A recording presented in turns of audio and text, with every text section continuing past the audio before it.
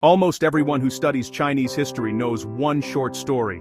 It is a simple tale, often told as a warning about foolishness. The story is about King Yu of the Zhou dynasty. It says that he had a beautiful consort named Bao Si.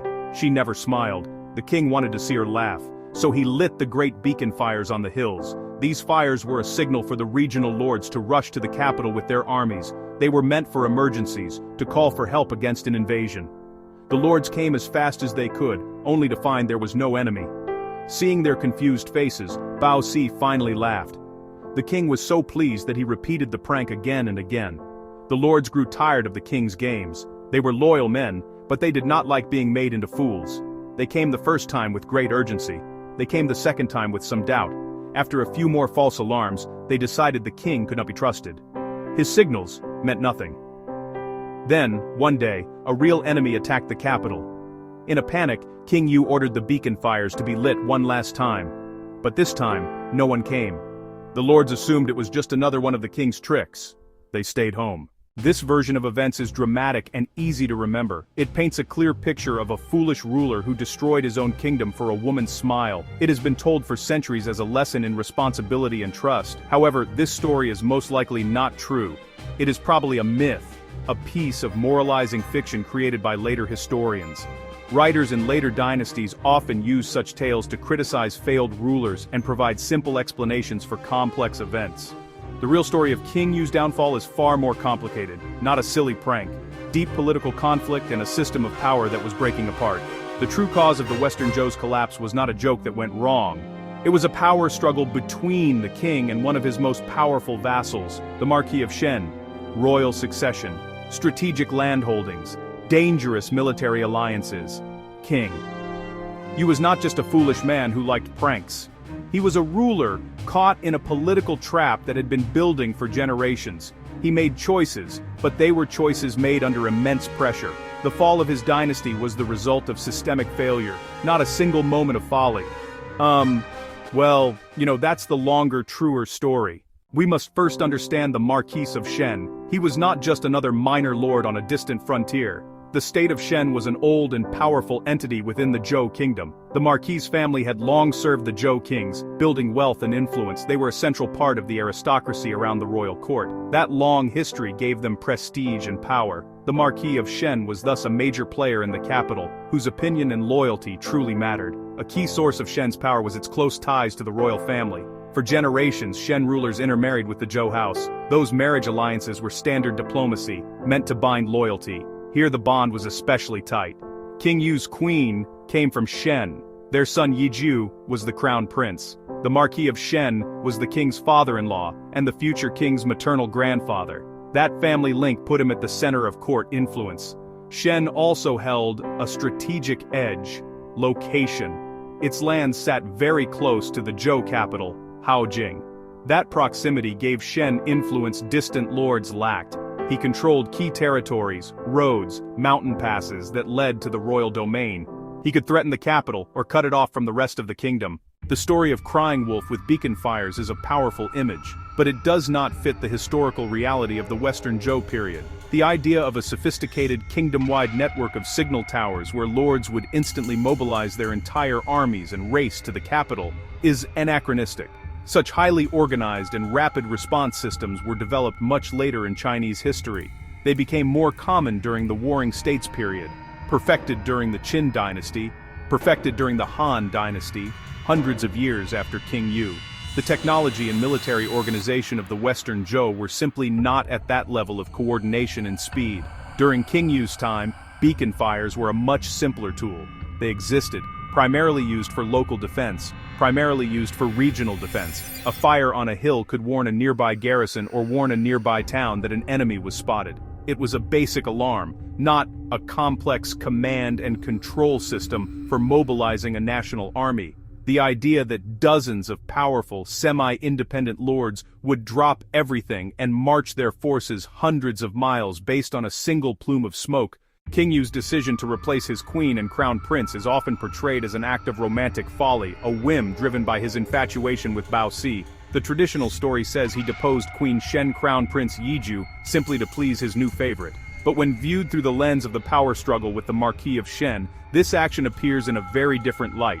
It was not just a personal matter, it was a high-stakes political move. The king was facing a situation where his heir was the grandson of his most powerful and potentially dangerous vassal. The continuation of this line of succession would have cemented the Shen family's influence for another generation. Allowing Yiju to become the next king would have effectively handed significant control of the government to the Marquis of Shen. As the young king's grandfather and chief protector, the Marquis would have held immense power, potentially becoming the de facto ruler of the Zhou kingdom. Other court factions and the king himself would have seen this as an unacceptable threat to the authority and independence of the throne. The king's gamble did not pay off. The deposed crown prince, Yijiu, would not fade into obscurity. He fled the capital and sought refuge in Shen. He ran to his grandfather, the Marquis of Shen. That single flight transformed politics into war. The Marquis now physically held the legitimate heir. He had a powerful symbol of legitimacy. The Marquis became leader of a rival faction. He could claim to be a loyalist defending the rightful heir. Other lords began to rally. The Marquis and allies declared Yiju king. Some sources say they even called him Son of Heaven.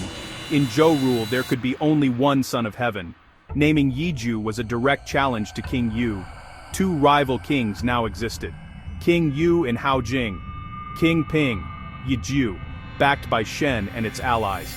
Every other lord had to choose a side. The kingdom was split, forced toward violent confrontation. Section 6. The king's final march to war.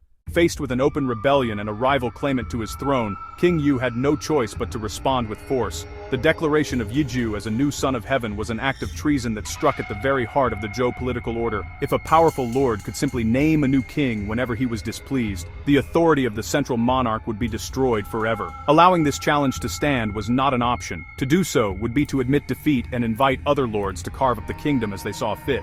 King Yu had to prove that he was the one true king, and the only way to do that was through military victory.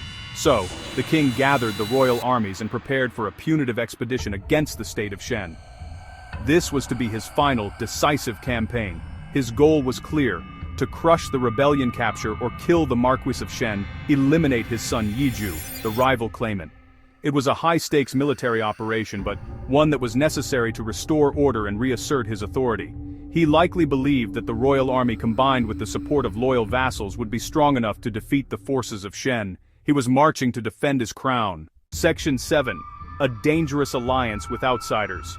As King Yu prepared his army, the Marquis of Shen knew that he could not face the royal forces alone. While the state of Shen was powerful, the king could still call upon the armies of many other loyal lords. To counter this, the Marquis made a fateful and destructive decision. He sought military aid from outside the Zhou cultural and political sphere. He formed an alliance with the Quanrong, a nomadic semi-nomadic people living to the west of the Zhou kingdom. In the eyes of the Zhou court, the Quanrong were barbarians, outsiders who did not follow their rituals and did not acknowledge their king. This was a radical and dangerous move. Inviting a non-Zhou group to intervene in a civil war was a major breach of political norms. It was one thing for Zhou lords to fight among themselves, but another entirely to bring in a foreign power to attack the Zhou king and his capital. This act demonstrated the Marquis of Shen's desperation and his willingness to do whatever it took to win. He was prioritizing his family's power and his grandson's claim over the security and integrity of the entire Zhou kingdom. The alliance fundamentally changed the nature of the war. The battle that followed was a disaster for the royal army, the Marquis of Shen's forces, the Quanrong warriors on horseback. Together they overwhelmed King Yu's troops. The royal army was defeated in the field, likely near the foot of Mount Li, not far from the capital. With the main Zhou defense shattered, the road to Haojing was wide open. The victorious army swept forward, intent on capturing the capital itself. Haojing had been the center of the Zhou world for nearly 300 years. Now, it was defenseless. At the mercy of invaders its own people had invited in. The fall of Haojing was swift and brutal. The Quanrong warriors sacked the city. They looted the royal treasuries. They burned the palaces. They desecrated ancestral temples. This was not just a political takeover. It was a catastrophic cultural and material loss. Wealth and ritual objects that symbolized Zhou power were stolen, and many were destroyed. The city itself was left in ruins. King Yu was captured. His new crown prince Bofu was captured and killed during the chaos. The monarch, the son of heaven, had been slain by the very forces his own vassal had summoned. The death of the king and the sack of the capital marked the definitive end of an era. It was more than a military defeat, it was a profound psychological shock to the Zhou order. The king was supposed to be protected by the mandate of heaven. His capital was supposed to be the secure center of the civilized world. That he could be killed and his capital ransacked showed the system had failed. The authority of the Zhou monarchy was shattered beyond repair. Although the rebellion removed King Yu, the consequences were disastrous for everyone. The Marquis of Shen placed his grandson on the throne as King Ping, but the kingdom he inherited was broken. The capital was destroyed. Western territories were overrun by the Quan Rong who refused to leave. The prestige of the royal house was gone. The new king was forced to abandon the ruined capital of Haojing. He fled eastward to the secondary capital of Luoyi. This move marked the end of the Western Zhou and the beginning of the much weaker Eastern Zhou period. In the end, the story of King Yu and the fall of the Western Zhou is not a simple fable about a foolish king and his pranks. The famous tale of the beacon fires obscures deeper, complex realities. It provides a convenient scapegoat but hides systemic failures that made collapse almost inevitable. King Yu was not merely a fool who played a game and lost. He was a ruler at the end of long political decay, facing challenges to royal authority built over generations. The system he inherited was already broken. The real conflict, central monarchy versus powerful regional lords, perfectly embodied by the Marquis of Shen. Family ties to the succession, immense wealth, strategic lands near the capital. These made him a serious threat no king could ignore. King Yu's change of crown prince was not a romantic whim, but a desperate political move to break a vassal stranglehold and preserve the throne's independence. It was risky, born of weakness, not arrogance. He tried to solve a problem larger than himself. Then events followed the grim logic of political tragedy. The flight of the old prince, the declaration of a rival king, the alliance with the Quan Rong, the final fatal battle. All steps in a downward spiral. Choices escalated until there was no return. Blame falls not on one person, but on a political structure that couldn't manage center versus periphery. The Zhou king lacked absolute power, the lords lacked absolute loyalty. The lesson is deeper than "don't cry wolf." When political systems fail to adapt, they break. Aristocratic power grew too large. King Yu was the man on the throne when the crisis erupted. His actions may have been the spark, but the powder keg was assembled long before his reign. The real story is systemic failure, a political order that lost its balance. The beacon fire myth simplifies, but the truth is the messy, human struggle for power. The harder lesson: use appropriate media. Use a male, clear American voice for the narrator. Playing with beacon fires. Was King Yu truly foolish, or crushed by the system? He failed, not because he was foolish, but because the system no longer allowed the king to win. The Western Zhou ended in fire and blood, and in lessons we still recognize today.